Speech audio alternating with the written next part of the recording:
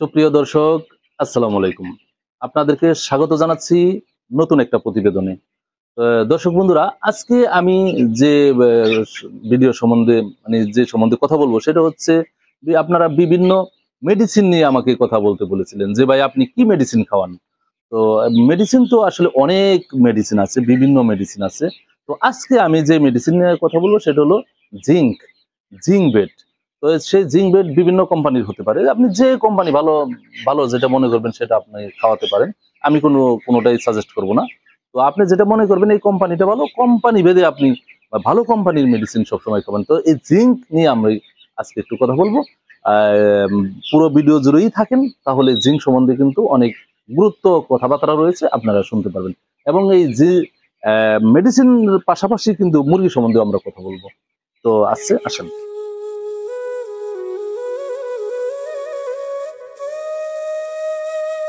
তো জিঙ্ক সম্বন্ধে কথা বলতে চেয়েছি আজকে।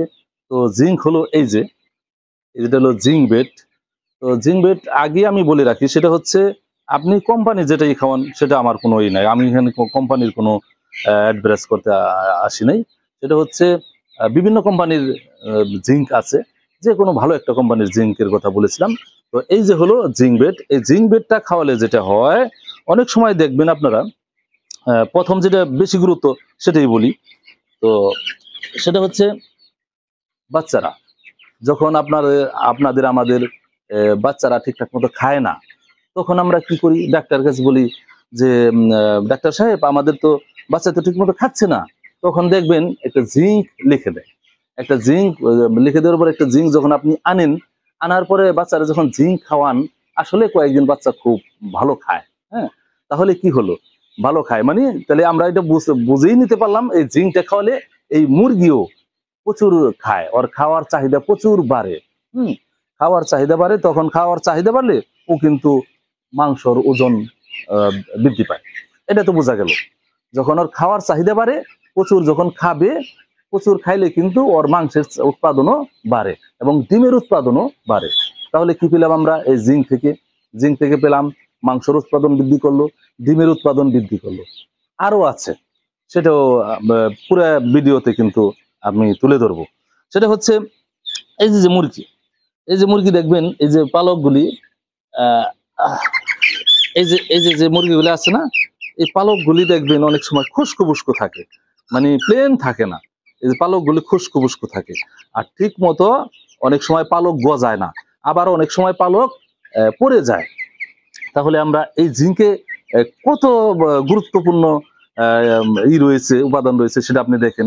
এই যখন ব্রয়লার হোক, সেটা কালার বার্ড হোক, সোনালি হোক, যাই হোক, এই পালক যখন পড়ে যায়, অনেক সময় জ্বর জড়ায় পড়ে যায়, মুরগি অনেক সময় নাইরা হয়ে যায়, এটাও এই মন আছে। তখন কি হবে, এই জিঙ্কটা খাওয়ালে পালক পড়া বন্ধ করবে।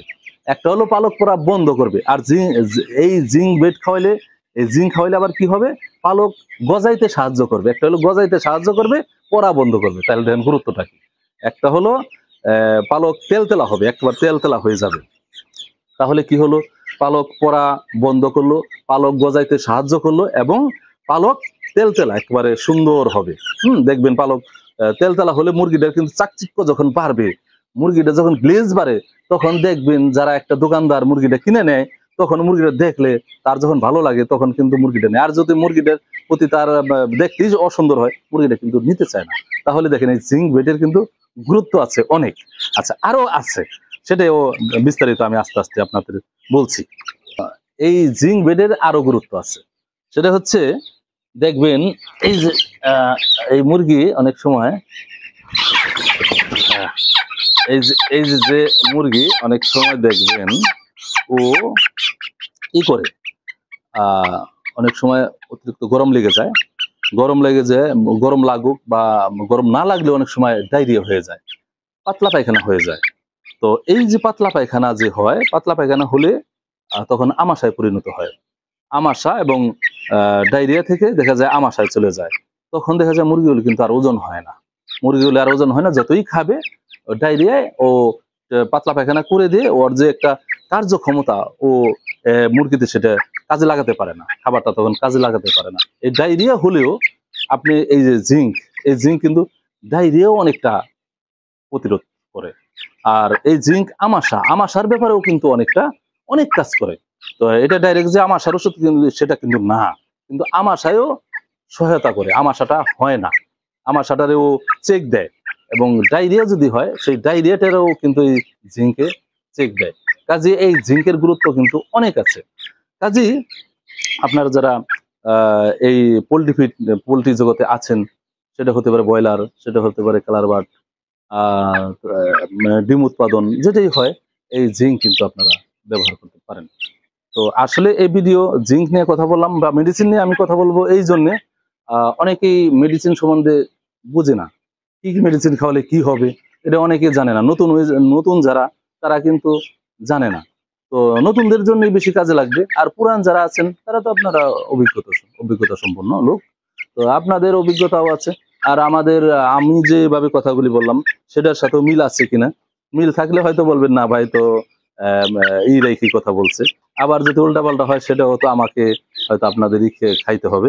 তো আসলে পুরান যারাই আছেন তাদের অভিজ্ঞতা অনেক বেশি। আমি সবসময় বলবো আপনাদের অভিজ্ঞতা এবং আমাদের যে ভিডিও করা, এই ভিডিও করা থেকে যদি নতুন যারা আছে একটু উপকৃত হয়, তাহলে কিন্তু আমরা মনে করি আমাদের ভিডিও করা সার্থক।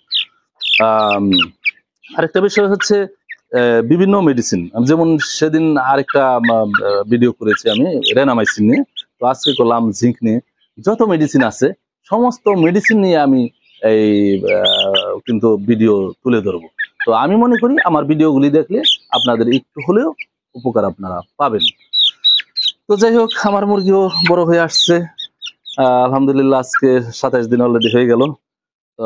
27 দিন আর ধরেন 40, 42 বা 45 দিন, সর্বোচ্চ 45 দিনের তার বেশি লাগে না। তো 45 দিনে কিন্তু আমরা সর্বোচ্চ 45 দিনে কিন্তু আমরা বিক্রি করে দিতে পারবো। আর 40 দিন বয়সেও বিক্রি করা যাবে ইনশাল্লাহ। তো এই পর্যন্ত আলহামদুলিল্লাহ ভালো আছে, কোনো সমস্যা হয় নাই। তো এই পর্যন্ত আমার কোনো দখলও আসে নাই। তো আমার দখলটা যদি আর না আসে তাহলে হয়তো অল্পতেই ওজন এসে যাবে। আর যদি অনেক সময় বিভিন্ন গরম ঠান্ডা লাগে, রানীক্ষেত আসতে চায়, গাম্বুরু আসতে চায়, ওগুলি যদি হয় তাহলে কিন্তু সময় একটু বেশি লাগে। আবার কিছু হালকা পাতলা কিছু মোর্টালিটি হয়। তো 27 দিন বয়স পর্যন্ত এই পর্যন্ত আলহামদুলিল্লাহ ভালো আছি। দোয়া করবেন এবং আপনারা যারা মুরগি পালেন তারাও সবসময় সতর্ক থাকবেন যাতে মুরগির আমাশা না আসতে পারে, রানীক্ষেত না আসতে পারে, গাম্বুরু না আসতে পারে। এগুলি নিয়ে কিন্তু সতর্ক থাকবেন। সতর্ক থাকলে দেখা যায় ঠিকঠাক মতো যদি পুরো ব্যবসা করতে পারেন তাহলে কিন্তু খুব একটা লসের সম্মুখীন হতে হয় না। হালকা পাতলা কিন্তু লাভ হলেও হবে এবং ভালো দাম পেলে কিন্তু অনেক লাভ হবে। আর জিঙ্ক বেটের যে মানে কি পরিমাণ দিবেন ডোজ, সেই ডোজটা ওর গায়ে লেখা আছে, যে মেডিসিন মানে যে এখান থেকে যে কোম্পানি আনেন সেই ওটার মোড়কের গায়েও লেখা আছে। এবং আমরা যেটা দেখেছি সবসময় মানে প্রতিরোধের জন্য 2 মিলি 1 লিটার পানিতে এবং চিকিৎসার জন্য 3 মিলি 1 লিটার পানিতে, এভাবে ব্যবহার করলে হয়তো ভালো রেজাল্ট পাওয়া যায়। তো আমরা প্রতিরোধ বলতে যে কোনো সুন্দর আছে, মুরগি ভালো আছে, সব যে কথাগুলি আলোচনাগুলি করেছি সব ভালো আছে। তো ভালো থাকার পরেও যদি আমরা একটু প্রতিরোধ করে রাখতে চাই সেটা হলো 2 মিলি 1 লিটার পানিতে দিব। আর যেটা দেখা যায় একটু সমস্যা হয়ে গেছে, একটু পাতলা পায়খানার মতো আছে, পালকগুলি খুশকু খুশকু আছে, সেটার জন্য যদি আমরা দিতে চাই, তখন আমরা যদি চিকিৎসার জন্য দিতে চাই সেটা হলো 3 মিলি 1 লিটার পানিতে আমরা দিব এই ডোজ। তো যাই হোক, ভিডিও আজকে আর বড় করব না। তো আমি বিভিন্ন মেডিসিনের সবসময় ভিডিওগুলি করব আপনাদের জন্য। তো আপনারা আমাদের ভিডিওগুলি দেখবেন, দেখলে কিন্তু আপনারা বিভিন্ন মেডিসিনের সম্বন্ধে আপনাদের অভিজ্ঞতা হবে। তো ভালো থাকবেন সবাই, বাই বাই, আল্লাহ হাফিজ।